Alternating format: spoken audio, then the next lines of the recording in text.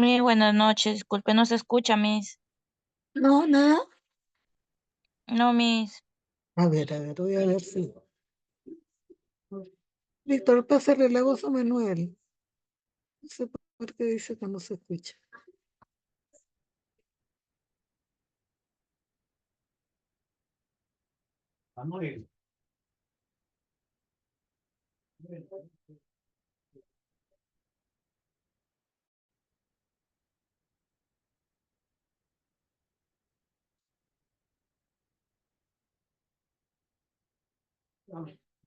Dice que no se escucha.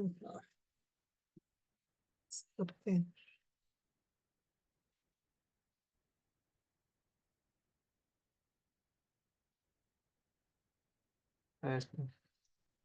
Vamos. Estamos ya más o menos en hora. Y ahora sí Buenas escucha. tardes. Para EDUI 21 es un enorme placer acompañar esta Sí, Miss. presentación. Ah, ya, qué bueno. Pero voy a avanzarlo un poco, ¿ya? Hasta donde presentan a la ponente. los slides en español. Así que adelante cuando quiera pasar la señora Stan. Yes.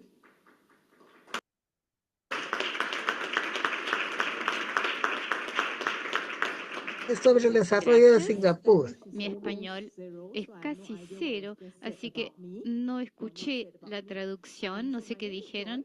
Mi nombre es Joy, soy de Magic Education, una empresa que desarrolla soluciones de educación que ayuda a enseñar y aprender. Soy de Singapur y no profeso ser una experta en educación o en pedagogía o en la historia de Singapur o políticas o educación en Singapur. Estoy aquí para compartir con ustedes la perspectiva, el punto de vista de una persona que nació y fue criada en Singapur, que participó en el desarrollo de los materiales que adoptan el Viendo cómo es el enfoque modelo de educativo de Singapur. Singapur. Así que realmente se trata de compartir. No hay nada demasiado académico aquí. Espero que sea una sesión informal. Primero, hola de todos mis compatriotas en Singapur. Singapur está en el sudeste asiático, como se muestra en el mapa, lejos de aquí. Me llevó 32 horas para llegar aquí volando, así que realmente es muy, muy lejos. Pienso que la mayor parte de ustedes están presentes porque han escuchado hablar un poco acerca de cómo los estudiantes de Singapur han funcionado muy bien a nivel educativo y en gran parte se debe a ciertos estudios internacionales muy populares que se han hecho prominentes en los últimos años. Uno es el TIMSS, que es Tendencias en el estudio de métodos de estudio que es en el área de matemáticas y ciencias. Se hace una vez cada 4 años y se toma una muestra al azar de estudiantes en todos los países. Y en los últimos, bueno, desde el 95, los estudiantes en Singapur han quedado en los 3 superiores del ranking. Hay otro estudio, el PISA, que mide el avance de los estudiantes de 15 años en su lectura, en la matemática y la ciencia. Y luego el tercero es avances en los estudios de lectura y alfabetización, que mide alfabetización. Y lo interesante es que los estudiantes de Singapur hacen PISA y PIRLS en inglés, que no es nuestra lengua madre. Y les voy a hablar luego un poco más de Singapur y se entenderá por qué algunas políticas educativas son así, porque debido a ciertas características de nuestra nación. Creo que otro motivo por el cual Singapur ha sido, bueno, acá fotos que quizá hayan visto o vean de Singapur cuando se la publicita en folletos turísticos. Singapur también ha estado en las noticias últimamente porque el presidente Trump y el presidente Kim se reunieron ahí por la gran seguridad, la buena seguridad que hay en Singapur. También quiero compartir estas otras imágenes de los lugares donde vivimos y observarán que son todos de mucha altura, porque Singapur es un país muy pequeñito. Singapur es, como les dije, muy pequeño. Estamos justo en la puntita de Malasia y muchas veces nos llamamos el pequeño punto rojo porque realmente somos un puntito en el mapa, solo nos ven como un puntito. Somos tan pequeños como eso. Al igual que Uruguay, tenemos una pequeña población, en nuestro caso de 5 millones, tengo entendido que Uruguay tiene menos población aún, pero en cuanto a superficie, bueno, son casi 20 veces más grandes que nosotros. De una punta de Singapur al otro, de este a oeste, nos toma apenas 45 minutos en auto. Y si no, caen al mar. Así que somos muy pequeñitos, por eso verán que todo es para arriba, porque la tierra es muy preciosa, muy cara para nosotros. Y de hecho, como somos tan pequeños, no tenemos recursos naturales y para brindarles un ejemplo, debemos importar arena de los países vecinos, de modo que somos muy pequeños y hemos tratado de incrementar la superficie y reclamar tierra del mar y tenemos que comprar incluso agua de los vecinos, porque no nos alcanza el agua. Bueno, ni siquiera un lugar para almacenar el agua, así que compramos agua del vecino Malasia, que está justo arriba, y luego les vendemos agua procesada. Y así hemos sobrevivido. No tenemos el lujo, como en Uruguay, donde hay muchos recursos naturales. De modo que desde el primer día de la construcción de la nación, el gobierno se dio cuenta que el único recurso con el cual contaba era su gente.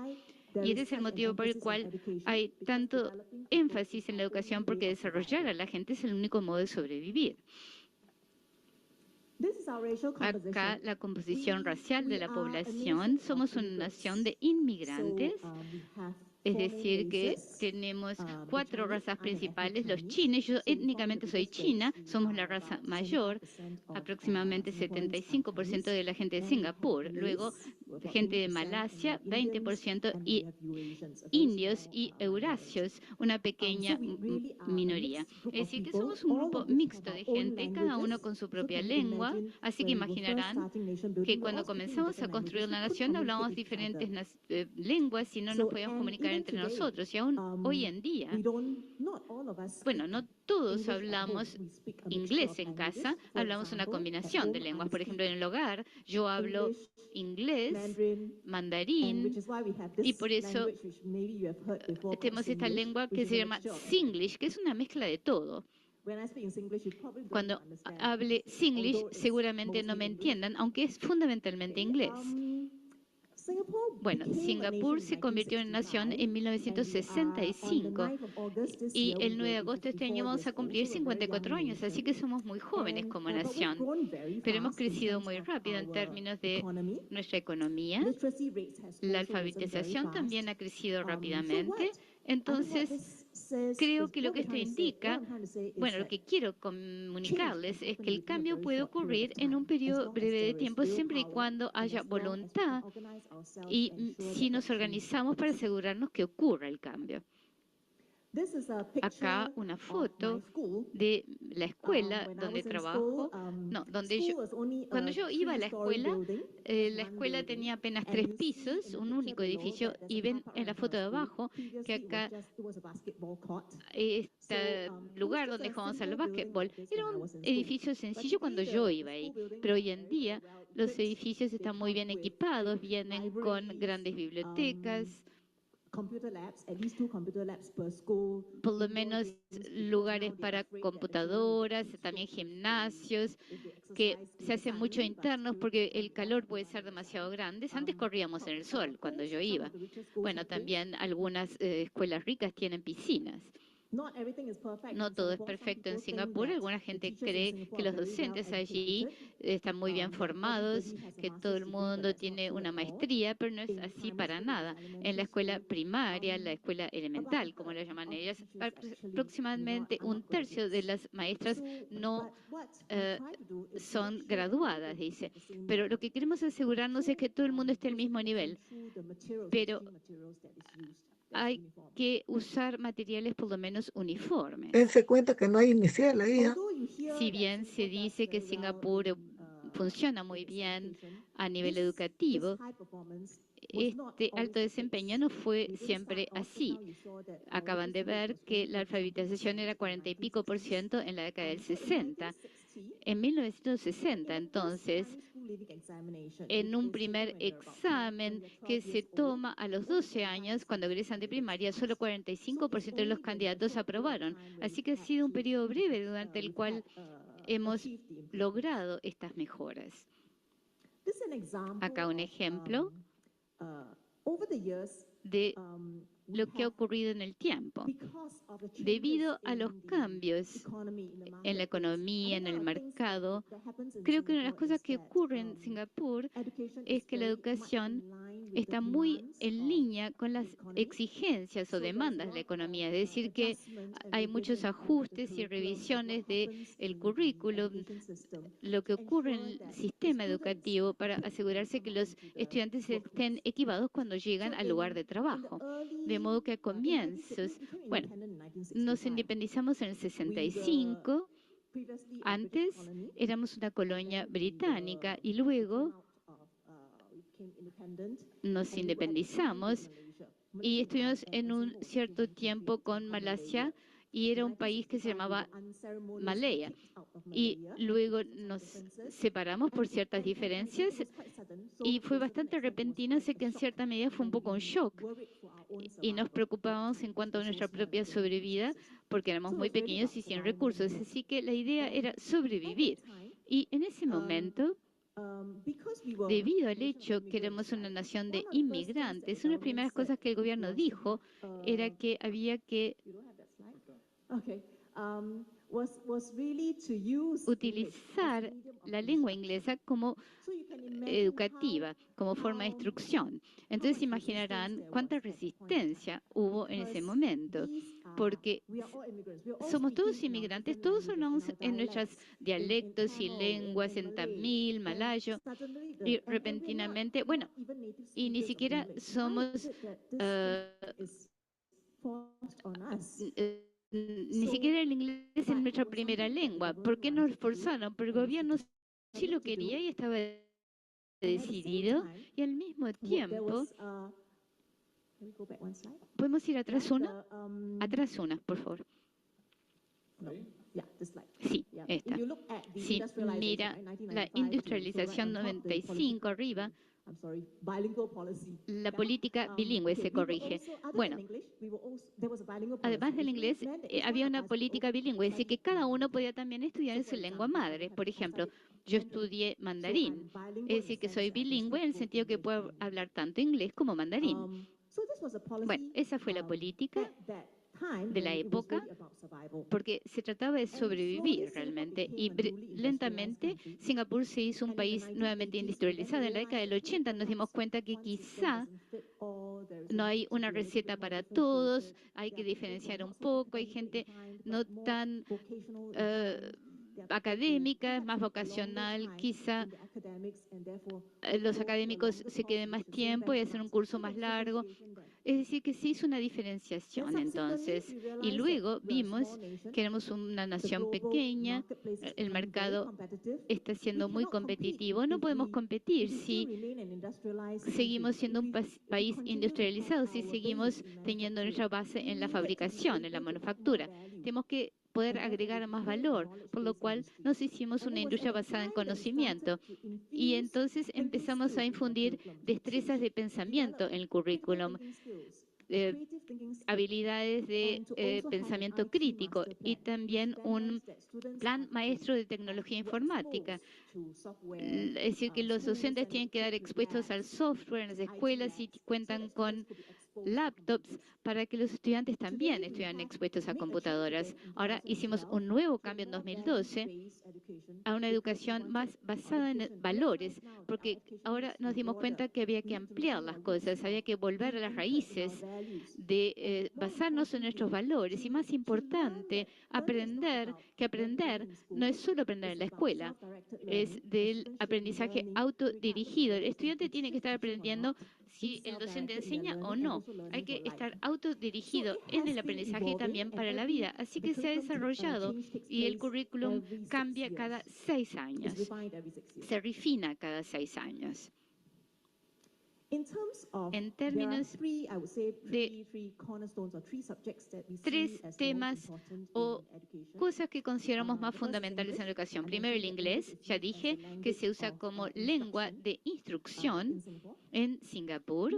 Las matemáticas y la ciencia no son vistas como objetos en sí mismos, sino más bien como un modo de desarrollar competencias intelectuales, particularmente en el pensamiento abstracto y análisis y ciencia, una forma de estimulada curiosidad, porque nos damos cuenta que ya no se trata de fórmulas y procedimientos. Hoy en día contamos con computadoras, se puede buscar cualquier cosa en Google. Entonces, ¿qué sentido tiene memorizar hechos? No tiene sentido aprender los hechos ya. Es más importante poder aprender qué hacer con los hechos y cómo aplicarlos. En términos de matemáticas, tampoco tiene sentido poder hacer procedimientos. Las calculadoras lo pueden hacer, las computadoras. Lo que hay que hacer es poder desarrollar nuestra mente. Y de allí que el currículum enfatiza más competencias del siglo XXI, el pensamiento crítico e inventivo, cómo comunicarse con los otros, habilidades para resolución de problemas, pensamiento crítico y aprendizaje autónomo. Es decir, estas son las habilidades muy exigidas hoy en día en el mercado. Vamos a ver brevemente las diferentes áreas temáticas, pero como le dije, no soy experta, apenas estoy compartiendo algunas cosas que conozco. En inglés, el modo como se ha enseñado ha sido algo que ha cambiado mucho en el tiempo. Desde que yo estaba en la escuela, allí utilizábamos un enfoque muy prescriptivo. Había oraciones discretas, aprendíamos la gramática en forma explícita, pero esto es reconocido como algo antiguo, como cualquier docente inglés le dirá.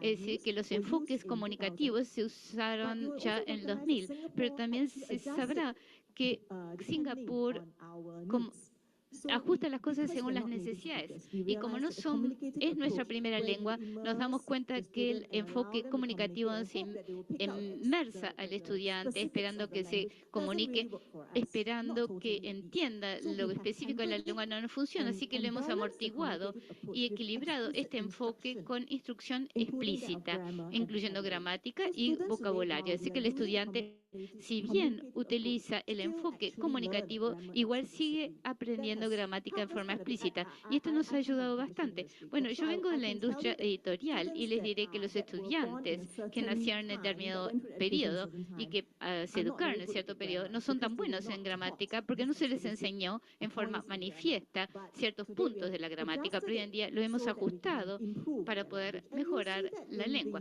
Y observarán que esto en los estudios internacionales, ya que los estudiantes ahora realmente, bueno, ya les dije, no sé si lo mencioné, no. Bueno, una de las pruebas que se incluye en los estudios, bueno, nosotros lo hacemos en inglés, nuestra lengua madre. Y el año pasado, en el último estudio, en la última prueba, los estudiantes realmente estudiaron en la parte superior en lectura, es decir, que les iba mejor que los que son personas que lo tienen como primera lengua. Así que esto indica que los ajustes que hemos hecho son buenos. Bueno, matemáticas. El foco ahí es resolución de problemas. Creo que la mayor parte de los ustedes que han sido expuestos a esto están interesados en esto. El corazón es resolución de problemas, pero no solo conceptos y habilidades, porque muchos currículums se focalizan en esto. También tiene que ver con procesos, pero no fórmulas. Se trata de razonar y cómo se razona. En nuestro currículum hoy en día queremos que expliquen las respuestas, cómo llegaron a la respuesta, cómo le explican esto a sus pares y si hay otra forma de resolver la cosa. Es decir, no solamente conseguir la respuesta correcta o cómo se hace el paso 1, 2, 3. Esa es metacognición. Y esto me lleva a la cognición matemática, pensar acerca de nuestro propio pensamiento. ¿Por qué lo hizo así? ¿Se puede haber hecho de otro modo? Reflexionar acerca de lo que uno hace. Y otra cosa que observamos en TIMSS, en la prueba TIMSS, es que los estudiantes en Singapur no solo aman sus temas, también les va bien. Así que esto es algo que se va a aprovechar en la próxima currícula.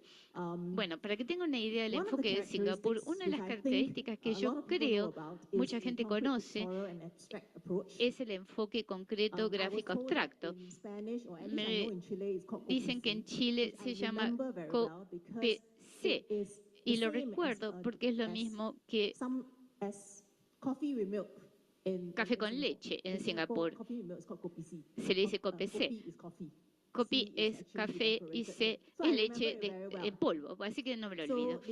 Bueno, lo concreto tiene que ver con permitir a los niños jugar con los materiales para que tenga sentido. Acá tenemos un ejemplo. Inicialmente no se les introduce la idea de suma, de igual, del numeral 2 o 3, sino que juegan. ¿Cómo se hace 3? Claro. Entonces están libres para escoger 2 y 1 hacen 3 o 3 y 0 o 1 y 2. Bueno, así hacen 3. No hay una idea de suma y resta. Y luego de que estén cómodos con eso, se les introduce a la representación gráfica y luego a la representación abstracta, que son los números, el más y el menos, los símbolos matemáticos. Es decir, que se trata de un abordaje con andamios muy cuidadoso que ayude a los estudiantes a comprender.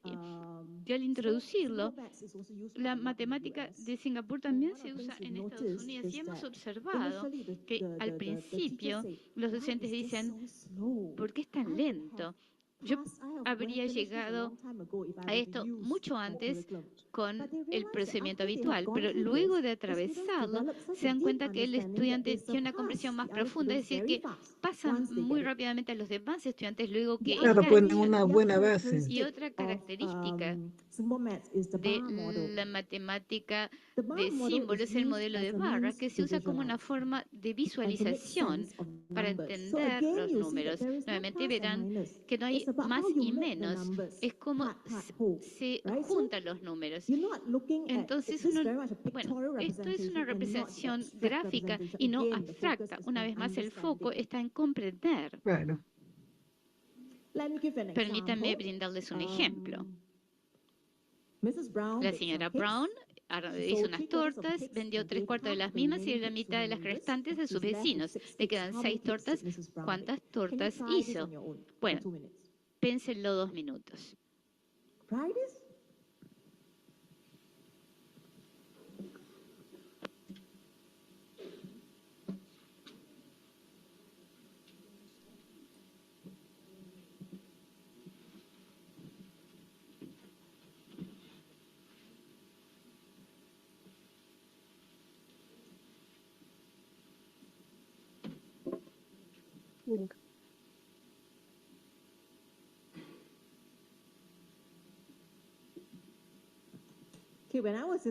Bueno, cuando yo iba a la escuela, solo podría haber resuelto esto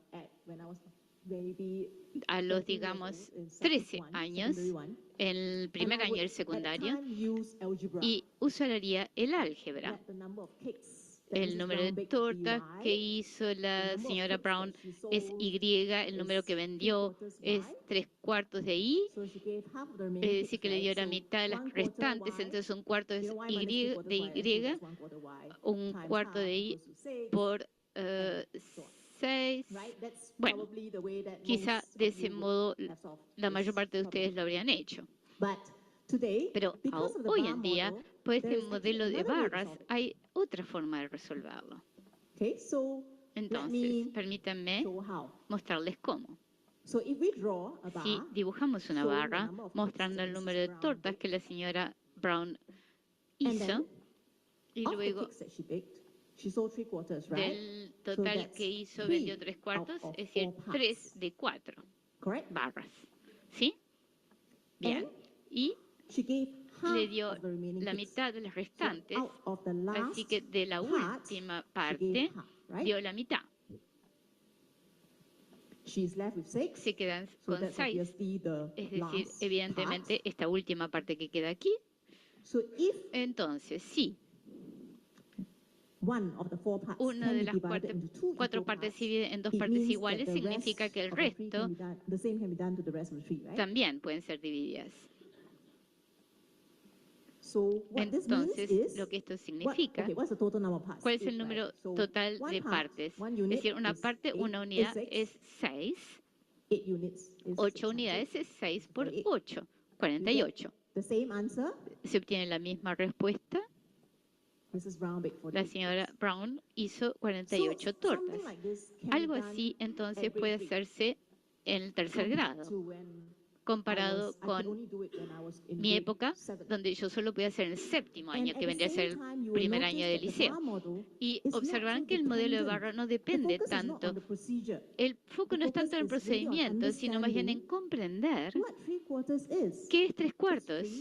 Es 3 de 4 partes iguales. ¿Qué es la mitad? Es una de 2 partes iguales. Es decir, que el foco de los chicos está en comprender qué es la fracción y no tanto cómo se hace, cuál es el paso 1, etc. Y luego los docentes hoy en día tienen otras formas, por supuesto, de resolver el problema. Entonces los chicos pueden probar diferentes formas de resolución.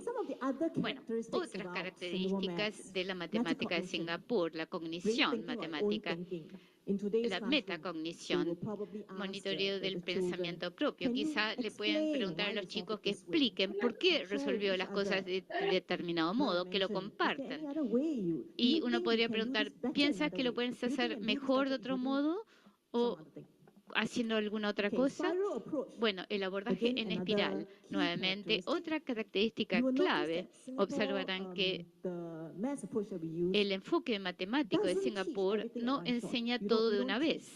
No enseñamos la fracción en un módulo, decimales en un módulo. Lo enseñamos en forma repetida en el tiempo, pero con un nivel de complejidad creciente. Por ejemplo, la fracción puede enseñarse o introducirse inicialmente en el 2º año. La idea de fracción, que es una fracción.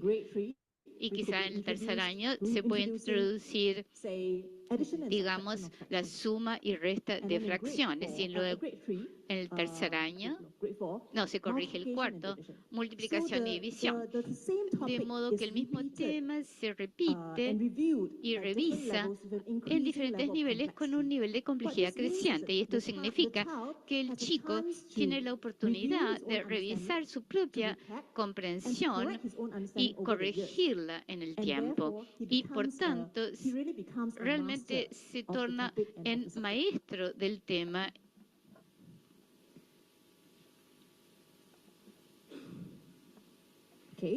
Muy bien, lo siguiente es la ciencia.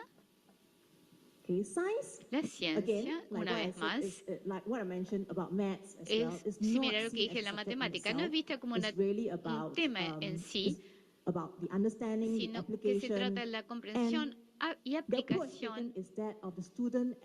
Y el estudiante se considera como un integrador y el docente como alguien que puede ayudar, el líder de la indagación. Porque si no se puede googlear, hay que alimentar la curiosidad y la capacidad de descubrimiento.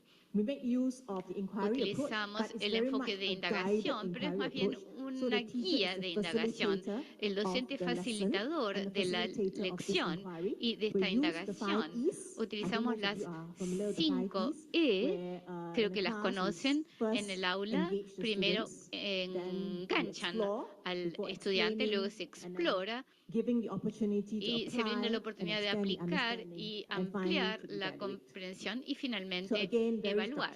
Es decir, muy estructurado. Bueno, nosotros somos gente muy estructurada y práctica en Singapur. Otra cosa que hicimos con el TIMSS fue analizar las preguntas para mirar cómo les iba a los estudiantes según la pregunta. Y descubrimos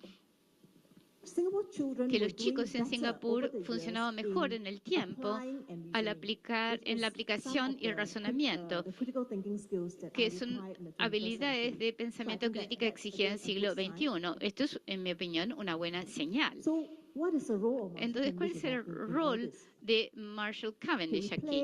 Podemos jugar un papel con el ministerio, entonces nos asociamos que brinda el currículum, pero nosotros lo traducimos a contenidos en lecciones para cada día que el docente puede llevar al aula, lo traducimos a ejercicios diseñados en forma deliberada para que el docente lo pueda utilizar y haga ejercicios y pruebas en el aula, sin tener que dedicar tiempo para desarrollar estos recursos ellos mismos.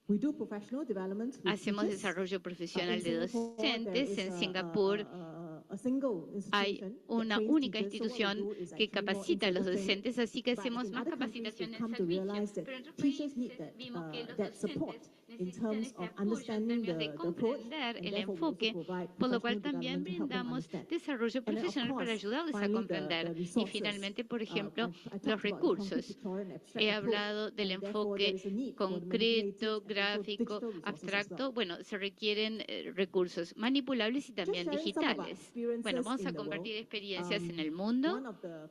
Uno de los lugares donde primero comenzamos a compartir el enfoque de Singapur fue Estados Unidos, y hoy en día estamos en los 50 estados. Tenemos más de 10.000 escuelas que están siguiendo este enfoque, y comenzó chiquitito, con una persona de Singapur que se casó con un norteamericano y que estaba ayudando a su propio hijo usando los libros de Singapur. Y desde el 98, bueno, ya llegamos a 50 estados, lo cual es muy alentador para nosotros. En Estados Unidos, algo muy importante es que todo se basa en la evidencia, así que han hecho muchísima investigación de los materiales para asegurarse que sean eficaces. Los escuelas quieren asegurarse que todo el dinero que se gasta se use bien. Y este es un ejemplo de un estudio de eficacia en Nueva Jersey, y la prueba utilizada fue en 2009 y se comparó con 2010. Es decir, bueno, esto fue en 5 escuelas y se subdividieron en 2 grupos. Uno usando el material de focalización en matemática, que usa el mismo material de base que otros utilizados aquí en Uruguay. Y al comienzo de 2009, los 2 grupos empezaron con el mismo porcentaje de estudiantes en niveles avanzados de capacidad, es decir, que eran bastante buenos. Pero al final de 2010, lo que observaron fue que hubo un gran incremento del número de estudiantes que en niveles de capacidad avanzada estaban a más alto nivel cuando usaban nuestros materiales. Y algo muy llamativo es que en el grupo que tenía capacidad parcial, bueno, eran estudiantes que estaban luchando. Comenzamos con un porcentaje similar de estudiantes, 18, pero al final del año el número de estudiantes que estaban luchando cayó enormemente en el grupo que usaba el material de Marshall Cavendish. Y había un grupo control donde también hubo una caída, pero fue más leve. Y creo que esto se repite en muchos estudios de eficacia realizados, ya sea con un programa piloto o en vecindarios de mal desempeño, estaba claro que había algo en el material que era eficaz para ayudar en los estudiantes más avanzados, pero también en los que tenían dificultades. Más cerca de casa, hemos introducido estos materiales, bueno, en Chile. Hemos comenzado con los materiales en inglés, son los mismos que se utilizan en Singapur.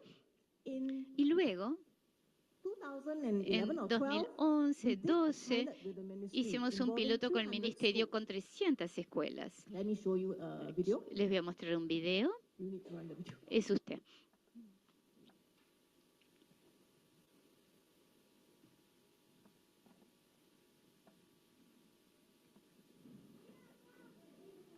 Estos niños no están jugando, están en clases de matemáticas, pero lo están haciendo con el llamado método Singapur.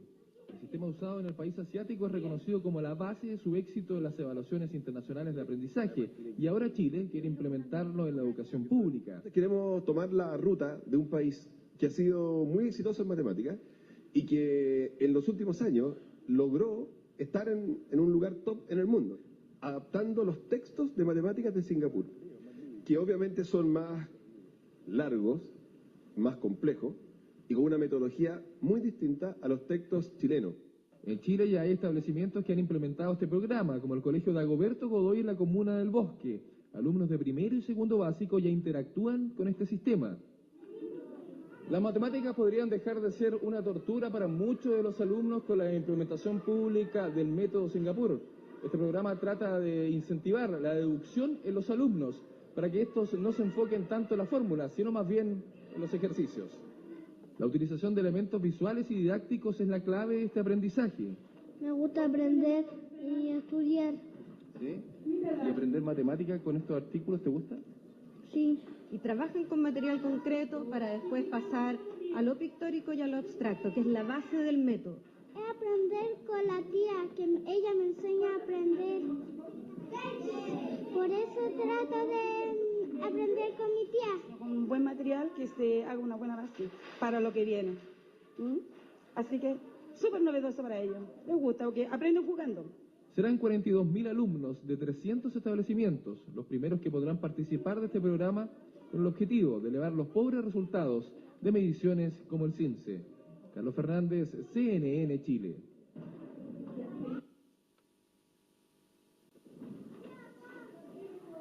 Estos niños... Hoy en día estos materiales realmente se usan en los años segundo a quinto de todas las escuelas públicas. Bueno, antes de pasar a Uruguay,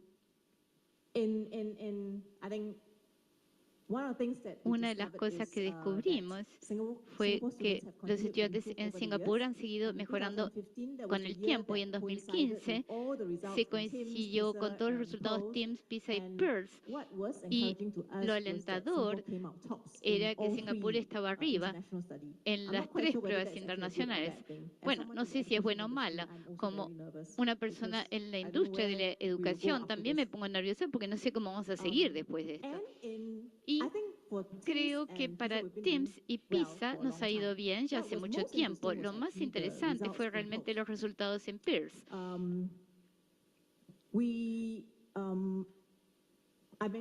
Dije que pocos de nosotros hablamos inglés en casa, en el hogar. No obstante, cuando hicimos el estudio en inglés, que no es nuestra lengua madre, comparado con otros padres que sí hacían el estudio en su lengua madre, bueno, a los estudiantes de Singapur les fue mejor incluso que a los nativos de la lengua. Y algo alentador es que más de un cuarto de los estudiantes llegaron al nivel avanzado internacional. Es decir, que tienen un nivel muy avanzado de habilidad. Y 3% con dificultades. Es decir, que seguimos teniendo estudiantes con menores habilidades, pero esto es mucho menos que el promedio internacional. Así que fue muy alentador para nosotros y de hecho se trató de un resultado muy estimulante. Bueno, ahora en casa. Hemos trabajado en Uruguay desde 2014 con nuestra socia Avista y hemos tenido formación de docentes en este método y enfoque hasta ahora, los docentes se han entusiasmado mucho con cada capacitación. Y una de las cosas que hemos descubierto al conversar con la gente a vista es que hay una característica común de los docentes que han seguido la metodología, ya sea en Estados Unidos, Chile o Uruguay. Los docentes tienen cada vez más confianza. Y unos comentarios que siempre repiten es que no es solo los estudiantes que mejoran en matemáticas, sino que los docentes también. Y otra cosa que observan es que los niños están más enganchados, más comprometidos. Ya no ven a la matemática como algo feo, sino como algo para disfrutar. Y dicen, bueno, si no lo puedo resolver así, voy a probar otro modo. Y pienso que esto es muy alentador y se ha observado también en Estados Unidos. Y el año pasado, vimos a la primera escuela pública. ¿Fue este año? Vimos una primera escuela pública adoptando esta versión en español del material, lo cual fue muy estimulante también para nosotros. Y dicho esto, termino mi presentación. Muchas gracias. Le agradecemos especialmente a Joy su participación, su exposición. Y bueno, creo que ha sido una buena experiencia.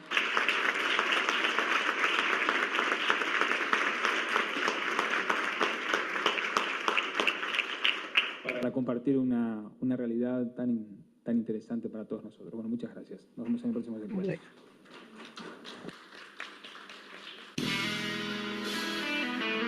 Vamos a ver un modelo de rúbrica que nosotros debemos conocer para poder, espero que les haya gustado el video que les he presentado, porque es como para poder, como maestros, sentirnos pues motivados, ¿no? A investigar y a conocer qué hacen los otros países en educación. Miren, ella dice que ese método Singapur lo han adoptado en Estados Unidos, en todos los Estados Unidos, en Chile y también en Uruguay. Y la conferencia que ella da es en Uruguay.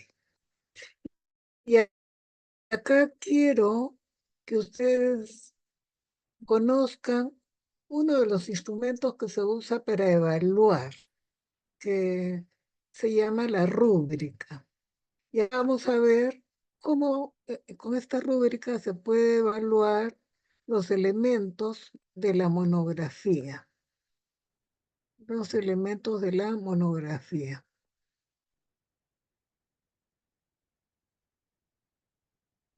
Y vamos a ver que los elementos de la monografía están señalados aquí en esta misma rúbrica y vemos las calificaciones bueno, regular y deficiente y los elementos de la monografía que son la portada, el resumen, el índice, la introducción, el cuerpo, las conclusiones, la bibliografía. Y acá falta un elemento que no lo he puesto porque no todas las monografías lo tienen, que se llama los anexos o el apéndice. Hemos optado por dejarlo hasta bibliografía nada más. Y acá decimos y vemos que pueden ser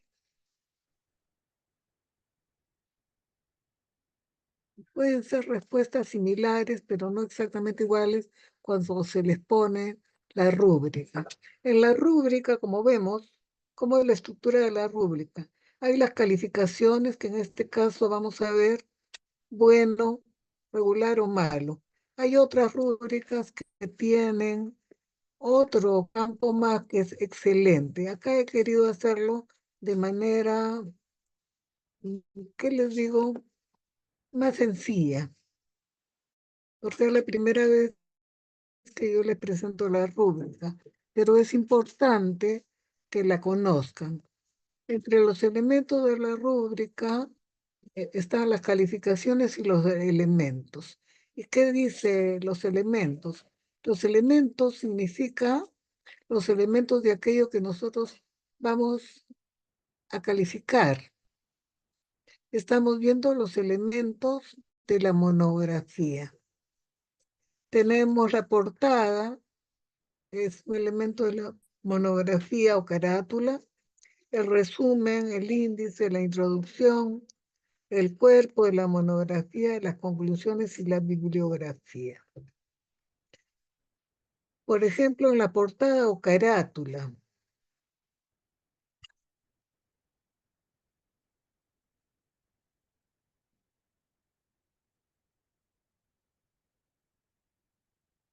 la portada o carátula de la monografía, nosotros podemos ver qué es lo que debe tener.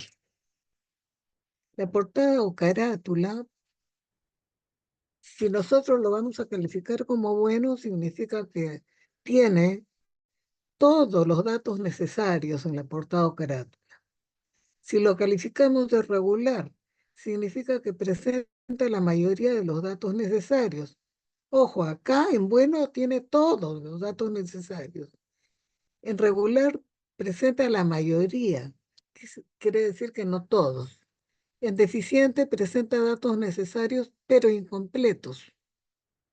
En resumen, presenta resumen muy claro y conciso. En regular presenta resumen algo claro y conciso. Y en deficiente no presenta resumen. En índice, presenta índice muy claro que deja apreciar el contenido y organización del trabajo. ¿Qué trabajo? De la monografía en este caso. En regular, presenta índice claro que deja apreciar el contenido del trabajo. Y en deficiente, presenta índice que no deja apreciar el contenido del trabajo. En introducción, bueno, presenta introducción muy clara que deja apreciar el contenido y organización del trabajo. En regular, presenta introducción clara que deja apreciar el contenido y organización del trabajo. Y en deficiente, no presenta introducción y no deja apreciar el contenido del trabajo. O sea que no hay introducción. En cuerpo, generalmente el cuerpo sabemos que lo hacen en capítulos, en partes, ¿no es cierto? En capítulos o partes o secciones también.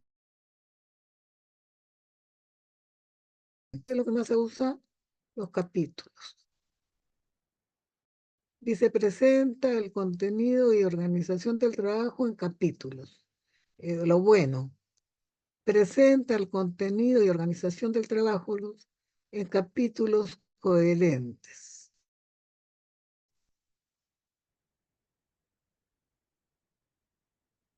Acá dice capítulos muy coherentes.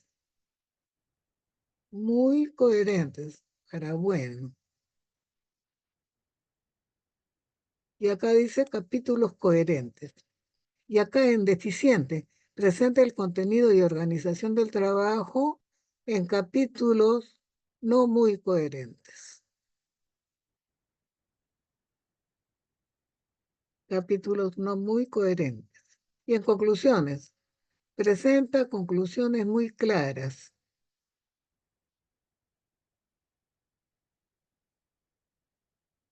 Conclusiones muy claras.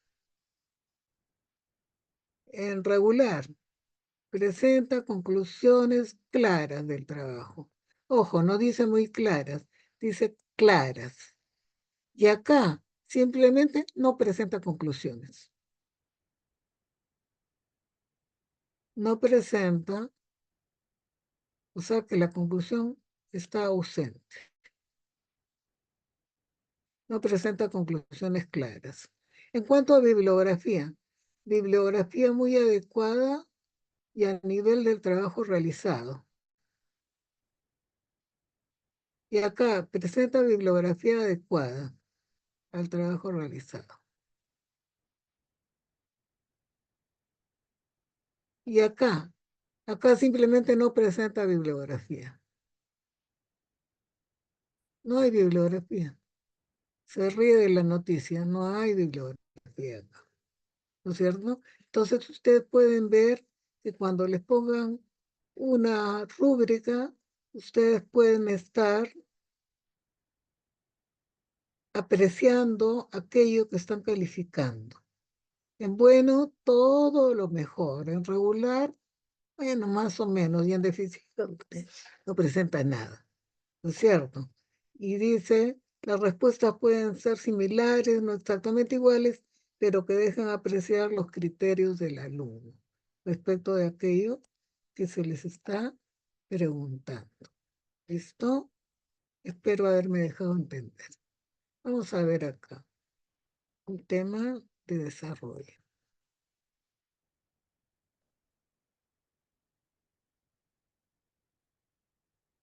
Actividades socioemocionales. ¿A qué se refiere esto de actividades socioemocionales? Vamos a ver. Ay, no veo nada. ¿Qué son las actividades socioemocionales?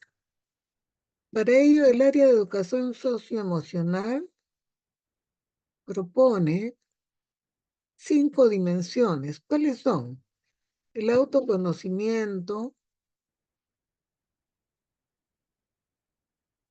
la autorregulación, la autonomía, la empatía y la colaboración. El autoconocimiento es que la persona se conozca a sí misma con sus fortalezas y debilidades. La autorregulación, que pueda controlar sus emociones. La autonomía, que pueda actuar de manera autónoma por su cuenta con responsabilidad. La empatía, que pueda ponerse en el lugar del otro, entender sus emociones y las del otro. Y la colaboración, el que tenga la disposición de ayudarse y de ayudar a los otros. Importante, ¿no es cierto? ¿Y cuáles son las 3 habilidades más importantes en cuanto a colaboración? 3 habilidades importantes para el trabajo en equipo, para el trabajo colaborativo, para las dinámicas de grupo y para la colaboración. ¿Cuáles son? La comunicación,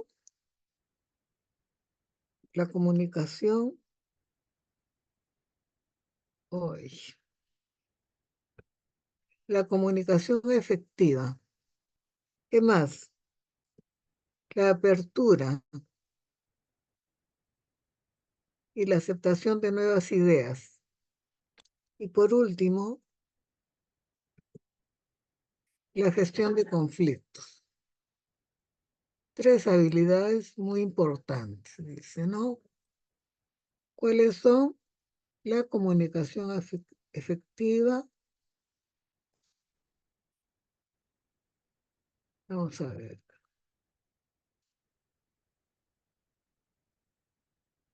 Las 3.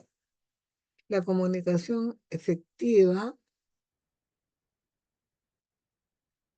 la apertura y aceptación de nuevas ideas, la gestión de conflictos. Así que si ustedes quieren llevarse bien, tener una buena relación, relaciones empáticas, ustedes saben que tienen que reunir estos 3 requisitos. ¿Cuáles? Comunicación efectiva, apertura frente a las nuevas ideas, ¿no es cierto? Y gestión de conflictos. ¿Bien? ¿Y qué estrategias ayudan al bienestar emocional del alumnado? Vamos a ver. Incluir a adultos en el proceso. ¿Por qué? Porque el bienestar de los alumnos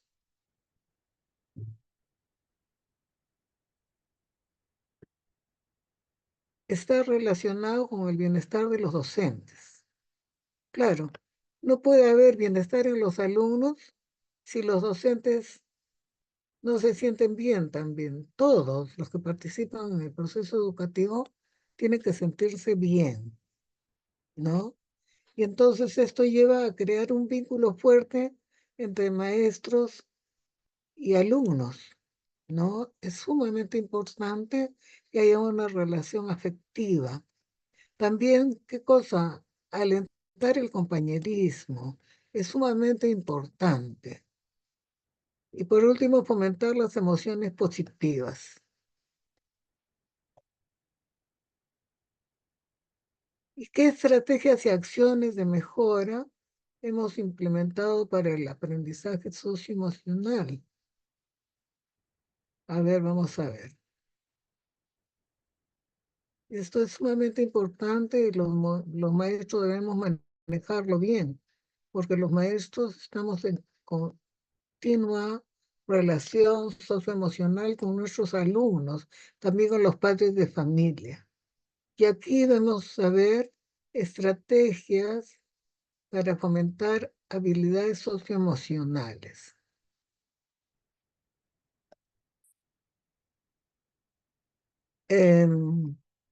Propiciar programas educativos específicos. ¿Qué quiere decir? Que tengan el propósito de mejorar el aspecto socioemocional y la relación socioemocional entre maestros y alumnos, entre los alumnos y sus familias, entre los padres y los hijos, etcétera, etcétera. Entonces, propiciar programas educativos específicos. Por ejemplo, escuela para padres, programas de relaciones humanas. Ayudar al aprendizaje mediante experiencias de aprendizaje experiencial. ¿Cómo es eso, profesora? Por ejemplo, si nosotros estábamos enseñando las ocupaciones laborales en la comunidad, no es igual que le enseñemos figuritas a que nosotros los llevamos a los alumnos, los llevemos en un paseo de aprendizaje a través de la comunidad, para que ellos vean qué hace el médico, qué hace el dentista, qué hace el abogado, qué pasa en el mercado, qué hacen los que venden verduras, qué hacen los que venden carne, qué hacen los que venden pollo, qué hacen los que venden pescado, qué hace el zapatero, qué pasa en la lavandería, qué hacen los tenderos, ¿cierto? Aprendizaje experiencial, el modelado del comportamiento, el poder presentarles casos de diferentes comportamientos, ¿no es cierto? Cómo se comporta una persona educada que entra saludando y una persona que no es educada y entra como caballo, ¿cierto? Prácticas de mindfulness y bienestar. ¿Qué quiere decir? El poder autoconocerse y el poder practicar metacognición. ¿Cómo aprendí? ¿Qué me resultó fácil? ¿Qué me resultó difícil? ¿Cómo lo hice? ¿Qué paso seguí? ¿Para qué me servirá? ¿No es cierto? Y que todos se sientan contentos porque hay una muy buena relación entre quienes están compartiendo el aprendizaje. Que no hayan pues peleas, que no haya violencia en el aula ni en el colegio. Y también capacitar a los padres para que sepan tener confianza, para que sepan tener paciencia con sus hijos y que propicien buenas relaciones en la familia. Actividades artísticas y creativas, por ejemplo, de dibujo, de teatro, de gimnasia, también diferentes tipos de concursos, incluso hacer los trabajos con dinámica grupal, con exposiciones, etcétera, etcétera. También resolución de conflictos, que los alumnos tengan esa capacidad de poder poner paz y que no hayan peleas. Participación en la comunidad, que tanto el alumno, el padre de familia, la familia, participa en actividades para la comunidad. El feedback constructivo, ¿qué cosa es? Un conjunto de retos,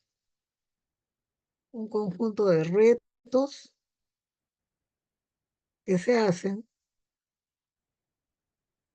para poder superar algún problema, ¿no es cierto?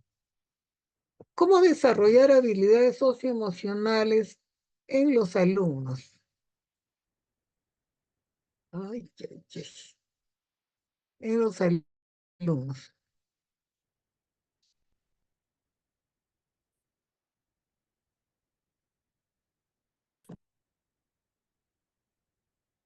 Dice, entender y regular las emociones. Que los alumnos se den cuenta de lo que les pasa. Sentir y mostrar empatía por los demás. Pero el poder mostrar empatía por los demás es ayudar a los pequeños a entender qué les pasa, ¿no es cierto? En iniciales eso es un poquito difícil porque son bien bebés. Tomar decisiones responsables, aunque con los de 4 o 5 años ya se puede hacer algo más. Tomar decisiones responsables, definir y alcanzar metas personales. Por eso que en algunas aulas de educación inicial hay la silla de pensar, para que se den cuenta cuando han hecho algo que está mal, ¿no es cierto? No sé qué tanto piensan, pero algún efecto habrá. ¿Qué estrategias para desarrollar habilidades emocionales se aplicaría en el aula? Hay que trabajar la inteligencia emocional.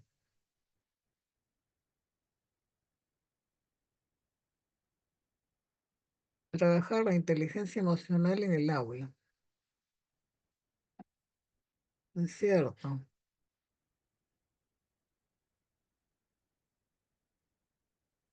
Trabajar la inteligencia emocional en el aula. Promover la autoevaluación. Es decir, que ellos puedan hacer una evaluación de qué cosa han hecho, cómo van, si han mejorado de acuerdo a lo que se necesita que mejoren o no. Ojo, que la autoevaluación no es igual que metacognición. La metacognición es una autorreflexión de cómo aprendemos. En cambio, la autoevaluación es como tomarse un examen uno mismo, del conocimiento que se quiere lograr o de la capacidad que se quiere lograr. Ponerles nombre a las emociones. Es importante que ellos se den cuenta cuando están molestos, cuando están tristes, cuando están amargos, cuando están alegres. ¿Es cierto? Porque en la medida en que ellos sean capaces de entenderse, van a ser más empáticos y van a entender a los otros. ¿No es cierto? Por eso, promover la autoevaluación, ponerles nombre a las emociones, aplicar la escucha activa. Esto de escucha activa es sumamente importante, muy importante, ¿no? Fomentar la autoestima, el amor propio, que ellos se quieran, que ellos se acepten tal como son, con sus virtudes y sus defectos, porque ellos tienen que saber que las personas no somos perfectas, ellos tampoco, ¿no es cierto? Y entonces ellos tienen que aceptarse como son. Mediar en la resolución de, de conflictos y enseñar con el ejemplo a que los chicos aprendan cómo se resuelven los conflictos. Por eso es importante predicar con el ejemplo. No es que yo le voy a hablar a mis alumnos, no, hay que ser comprensivo, hay que escuchar al otro. Y de repente vienen a buscarme y entonces yo mando al diablo al que viene a buscarme. Entonces, ¿cuál es la lección de vida práctica que yo les estoy dando? ¿No es cierto? Por eso ayudar a practicar el autodominio y el autocontrol. Que ellos nos vean que por más que nosotros estamos molestos, sabemos autodominarnos y autocontrolarnos. ¿Qué son las estrategias para el desarrollo emocional? Una estrategia efectiva para fomentar esta habilidad es promover momentos de reflexión personal. Esto puede lograrse a través de actividades como diario de emociones, donde los estudiantes, ¿qué hacen en el diario de emociones? Los estudiantes pueden expresar cómo se sienten,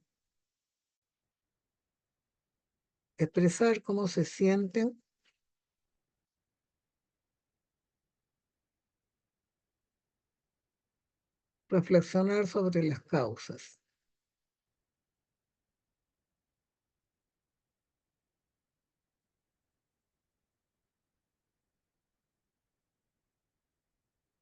Reflexionar sobre las causas de esas emociones. ¿Qué estrategias sugieres para trabajar las emociones? Las estrategias para manejar emociones. No hay 10, hay menos. Las estrategias para manejar emociones y construir espacios sin violencia durante el confinamiento. Por ejemplo, escuchar dudas, tener rutinas,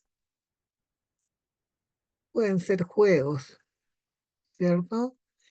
Contactar seres queridos, aunque sea por teléfono. Termómetro de emociones. ¿Cuánto de furioso estoy de 0 a 10? Estoy en 1, en 2, en 9, en 10. Cultivar la paciencia. Sí, eso es sumamente importante. El que no tenga paciencia no sabe escuchar, no sabe controlarse y no puede ser empático tampoco. Tomarse un tiempo fuera. Asociar emociones a sensaciones físicas. Por ejemplo, cuando yo tengo tanta cólera me da dolor de cabeza. Cuando yo tengo, de repente disgustos, me da dolor de estómago. ¿No es cierto? Por eso asociar emociones a sensaciones físicas. Manejo del estrés. El que puedan controlarse. Es sumamente importante el manejo del estrés. Eso va a evitar que las personas se enfermen, va a evitar que se les caiga el pelo, va a evitar que se les malogre la piel, va a evitar que tengan insomnio, va a evitar el nerviosismo, amén de otras prácticas y de otros problemas que son consecuencia del estrés no manejado.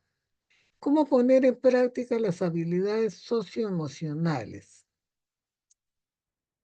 Son técnicas que te pueden ayudar para evitar conflictos y sentirte cómodo ante cualquier situación, ¿no es cierto?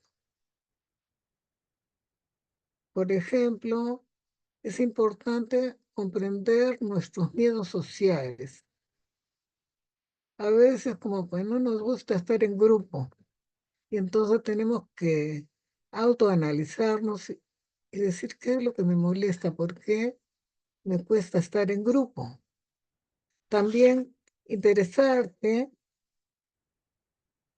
por las demás personas, ¿no es cierto? ¿Qué les pasa? A veces nosotros, sin darnos cuenta, pecamos de indiferentes. Vemos una persona que está triste, ¡ay, ella siempre está así! Pero nunca nos molestamos en decir, amigo, amiga, ¿por qué estás triste? ¿Te está pasando algo? ¿Te puedo ayudar en algo? No, simplemente pasamos de largo. Porque no me toca a mí, no me importa, no es mi tema, no es mi problema. Piensa antes de reaccionar a una crítica. De repente nos están haciendo notar algo que nosotros no notamos en nosotros. No critiques si no aceptas críticas. Además, las críticas tienen que ser constructivas, no destructivas. Acá dice, usa la empatía. ¿Qué es la empatía? El ponernos en el lugar del otro. Sé más asertivo. ¿Qué quiere decir? Saber reaccionar en cualquier situación difícil. Y que seamos persuasivos, convencer de manera natural. ¿No es cierto? Usar la persuasión. ¿Cómo trabajar habilidades socioemocionales en los niños? Acá hay consejos para trabajar habilidades sociales en los niños y niñas. Recomendaciones para trabajar habilidades sociales en niños y niñas.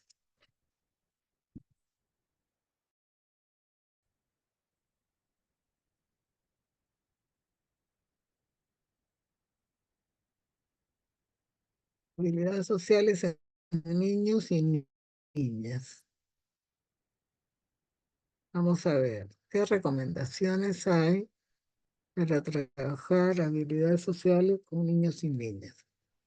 Cierto. Por ejemplo, inventa juegos sobre situaciones. Podemos hacer teatro, sociodrama, sobre cómo entra un niño educado a un aula o cómo entra un niño maleducado en un aula. Cómo responde a sus padres un niño educado cuando le llaman la atención o cómo responde un niño mal educado cuando sus padres le llaman la atención. También dice, sé un ejemplo. Claro, los maestros tenemos que ser ejemplo de resiliencia, ejemplo de autocontrol, ejemplo de paciencia, ejemplo de saber escuchar, ejemplo de empatía, ejemplo de amor propio, ejemplo de autoaceptación, ¿no es cierto? Ejemplo de buen trato con todos.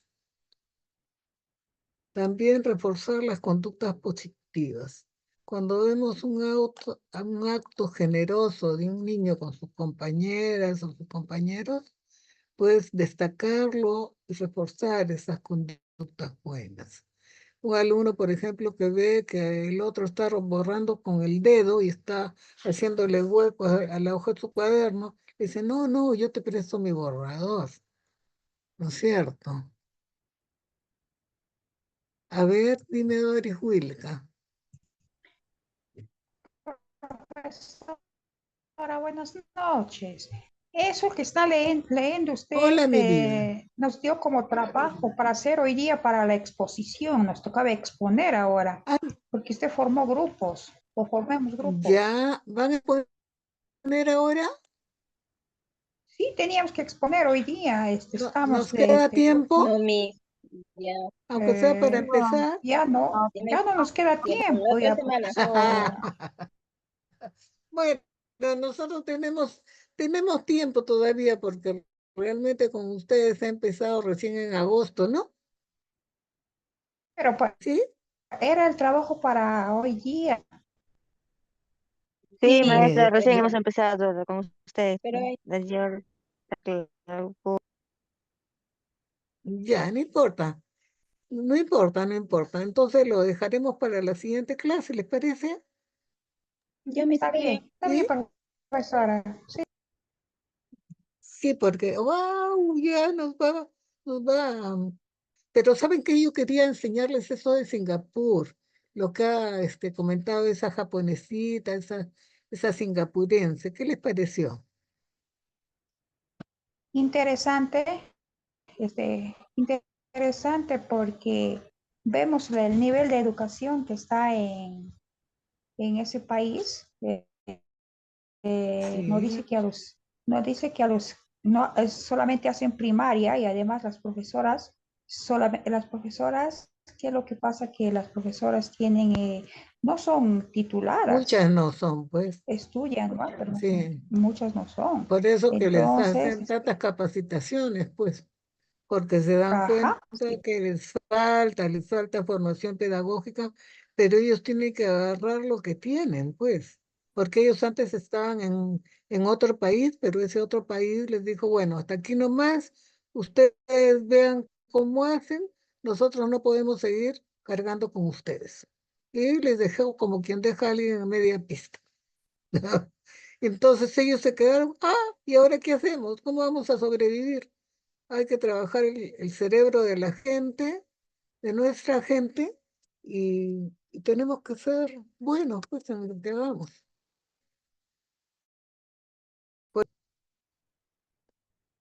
Eso es bien importante.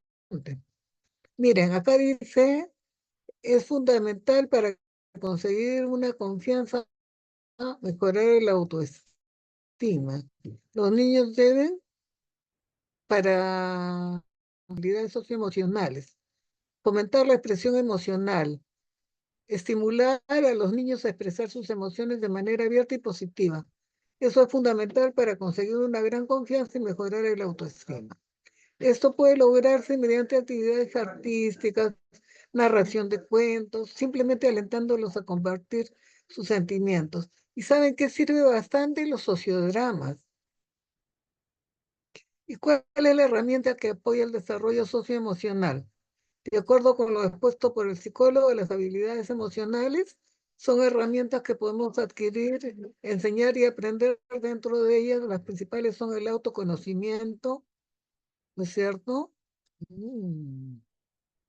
Ay, el autoconocimiento, la autorregulación, la conciencia social, la colaboración, la toma responsable de decisiones y la perseverancia. ¿Qué acciones concretas realizarías para brindar apoyo socioemocional al estudiante? Se sugiere preguntarles sobre qué cosas les han hecho sentir tranquilos y contentos en este tiempo y a partir de ello definir actividades a realizar, viendo la posibilidad de integrarlas dentro de sus actividades habituales, por ejemplo, jugar, correr, bailar, escuchar música. Y, por ejemplo, teatralizar. La dramatización es muy buena y el sociodrama es, wow, súper, súper buenísimo, porque ahí se teatraliza muchas cosas que los chicos a veces padecen en la casa y no tienen cómo sacarlo fuera, ¿es cierto? Entonces, eso es sumamente importante. Wow, ahorita me van a cortar. Bueno, chicos, ha sido un gusto y la próxima vez ya sé que hay grupos para exponer, por lo menos vayan exponiendo 1 o 2 grupos en cada clase. Yo les voy a dar el espacio. Si me hubieran dicho al comienzo, les hubiera dado el espacio, pero ahora ya no funciona porque ya prácticamente el tiempo nos ha ganado y ahorita se va a cortar. Ya la siguiente, menos mal que hemos empezado recién en agosto y tenemos pues mm, la posibilidad de seguir avanzando y esa es una de las características con las que yo generalmente voy evaluando, con la idea de que evaluar de manera así con exposiciones se consiguen muchas ventajas, que se les prepara para exponer y cuando llegan a hacer la tesis y la sustentación de tesis van a llegar pues contra experimentados y experimentadas. Además que ya no van a tener miedo por las 500.000 veces que deben haber expuesto durante toda la carrera. Esa es la idea, ¿no es cierto? Entonces, por ese propósito es que, y también la elaboración de monografía. En la siguiente clase les voy a mostrar una monografía, aunque no me toque ese tema como parte del curso, como yo soy especializada en investigación, soy asesor de tesis, pues quiero que ustedes también aprendan cómo es, no dudo que si saben hacer su monografía, pero que si es pues, posible mejorar, que siempre se mejora, pues puedan beber algo de lo que yo pueda darles. ¿No es cierto? Espero que la clase les haya gustado, era lo que yo tenía preparado y la verdad es que olvidé por completo el tema de lo de la exposición. Y ahorita, como ya estamos fuera de tiempo, ahorita se va a cortar. Espero que les haya gustado la clase y que sobre todo traten de practicar esto que estamos viendo acá. ¿No es cierto? Porque en la medida en que nosotros podamos practicar nuestra educación socioemocional, pues nos va a ir mucho mejor, vamos a entrar muy bien en cualquier ambiente, vamos a tener una muy buena relación en donde sea que vayamos. Entonces, es muy importante tener un buen desarrollo socioemocional, ¿no? Estos temas ya le he mandado a la monitora, no, acá no se le dice monitora, se le dice mentora, a la mentora para que les pase, ¿ya? Yo no tengo no me acuerdo cuál es em, el correo de su delegado, Ítalo. Si me da su correo, yo le mando por correo. Si Ítalo me puede escribir a mi correo, Yanina Tello Man, 76. maestra, puede ser el grupo. No creo, no sé si tendremos un grupo de su curso para que nos envíe. No sé si hay un grupo, voy a mirar. Porque si no, Y Ítalo, que se encargue de ese grupo. Ahí nos a ver, podría enviar, pues, para claro, se poder ver. puede así, porque yo le envío a la mentora todo el contenido de la clase. Yo le he enviado. El asunto es que Es la que no nos mentora... envía la hora, Miss, entonces nos envía cuando pasa 2 días, 3 días, entonces como que ya. No, entonces que mm, Ítalo me ponga su correo acá en el WhatsApp. O que cree ¿cómo se llama? Un WhatsApp de, un grupo de WhatsApp, maestra. claro, no sé si hay, porque A si no ahí ver, les pongo. compañero Ítalo, repórtate. Si no, maestro, déjanos su número para que. 990, A ver, es un momento, maestro. a ver, 990 43 70 02, 70 4370. 02. 02, ya 990 43 70 02. Sí, mi vida, Ya para que, estar bien, maestra. bien, ¿ya? Ya, O sea que ahí yo entonces, les mando ahí les mando los contenidos el mismo día de la clase. Si crean sí, el porque WhatsApp en el ahorita, no, no. yo les mando. Del compañero Ítalo lo tiene ahí que lo agregue, entonces. Ya para poder estar siempre conectados, es bien importante eso. ¿Dónde está Ítalo? Sí, Ítalo, ¿dónde estás? Ítalo, ¿cómo estás, Ítalo? A ver. Hello, Ítalo.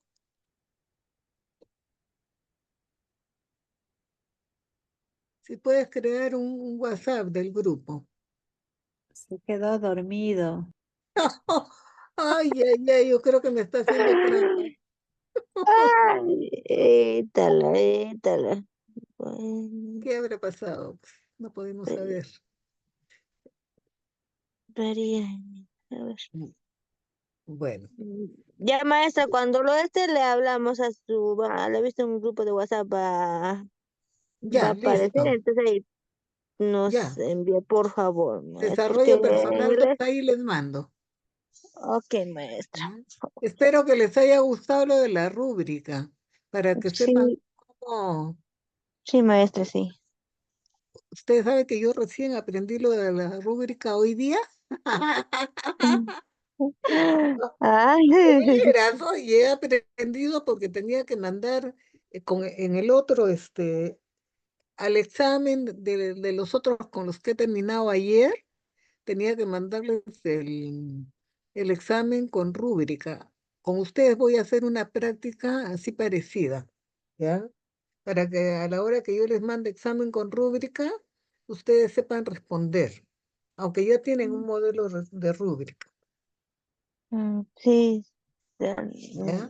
sería Ese- bueno que nos comparta para poder claro, hacer. sí. Voy a buscar algo de teoría sobre rúbrica con modelo de rúbrica y entonces les voy a compartir, aunque eso es para investigación, pero de todas maneras es fundamental que todos aprendan y sepan de investigación al revés y al derecho, porque eso les facilita para que tengan nota alta en los cursos y sean profesionales muy buenos, súper calificados, porque no todos conocen sobre investigación y te enseñan, bueno, al garete, no te enseñan tal como debe ser, ¿no? Entonces, ¿con quién llevan ustedes investigación? Con la maestra Gloria Acuña. Ay, no la conozco. Es que yo estoy recién este año, recién este es mi segundo ciclo que estoy enseñando. Ah, ya, ok. Yo pensé que ya siempre estaba ahí. No, y yo he sido directora de investigación en otro centro. Yo era la Ah, que ya. ayudaba a hacer las tesis. Así que Ya por tenemos ahí, una maestra más para que nos enseñe lo que es de las por- tesis. ajá, pero no pretendo quitarle nada a nadie, ¿no? Deben, Pero seguramente su maestra, ya maestra les... tenemos, si digamos que la maestra no la entendamos, entonces ya tenemos ya a alguien más eh,